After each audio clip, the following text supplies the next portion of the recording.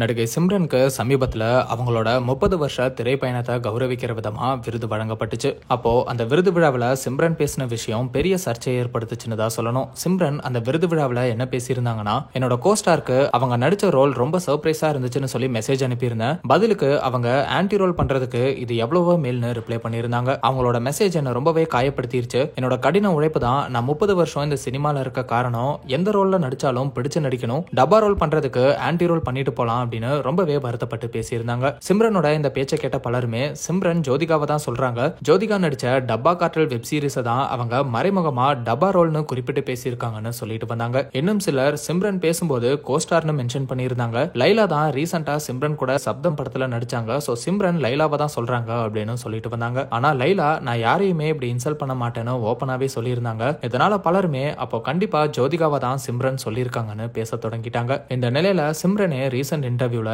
இத பத்தி இப்போ பேசியிருக்காங்க. அவங்க என்ன சொல்லியிருக்காங்கன்னா, நம்மளோட இரக்க குணத்தை சிலர் பலவீனமா நினைச்சுக்கிறாங்க. ஒரு முறை விடலாம், 2 முறை விடலாம், ஆனா சும்மாவே இருந்தா நம்மள டார்கெட் பண்ணி அடிச்சு அனுப்பிடுவாங்க. நான் பலவீனமானவ இல்ல அப்படின்னு காட்டணும், அப்பதான் இப்படி பண்ண மாட்டாங்க. எனக்கு அந்த மெசேஜ் மனசை ரொம்பவே காயப்படுத்திருச்சு. அவங்களோட ஒப்பீனியனாவே இருந்தாலும் சொல்ற விதம்னு ஒண்ணு இருக்கு. எனக்கு அவங்க சொன்னது பிடிக்கல, அதனால ஸ்டேஜ்லயே வெளிப்படையா இதை பத்தி பேசிட்டேன் அப்படின்னு சொல்லியிருக்காங்க. அப்போ ஆங்கர் சிம்ரன் கிட்ட லைலா கூட அவங்க அந்த மாதிரி உங்களுக்கு மெசேஜ் பண்ணலன்னு சொல்லியிருந்தாங்க அப்படிங்கிற ஒரு கேள்வியை கேட்க, சிம்ரன் நான் இதை பத்தி பேசி யாரு என்னன்னு சொல்ல மாட்டேன், மக்கள் ஸ்பெகுலேட் பண்றாங்க, அது ஸ்பெகுலேஷன், ஆனா நான் பேசினது கரெக்டா தான் ரீச் ஆச்சு அப்படின்னு பதில் அளிச்சிருக்காங்க. மேலும் ஆங்கர் டப்பா ரோல்னு நீங்க சொல்லவே பலருமே டப்பா கார்டல் வெப் சீரிஸ் தான் நீங்க சொல்றீங்கன்னு நினைச்சு அது ஜோதிகாவா தான் இருக்கும்னு பேசிட்டு வராங்கன்னு கேட்க, அதுக்கு சிம்ரன் டப்பா கார்டல் அது ஒரு வெப் சீரிஸ்னு நினைக்கிறேன், நல்லா இருந்துச்சு, நிறைய வெப் சீரிஸ் வருது, அதுல இதையும் பார்த்தேன் அப்படின்னு பதில் கொடுத்திருக்காங்க. மேலும் சிம்ரன் என்ன சொல்லியிருந்தாங்கன்னா, நான் பேசின அந்த விஷயம் இவ்வளவு வைரல் ஆகும்னு நினைக்கல, நான் பண்ணது சரிதான், நான் யாருக்கு சொன்னேன், எதுக்கு சொன்னேன் அப்படிங்கிறது சரியா தான் ரீச் ஆயிருக்கு.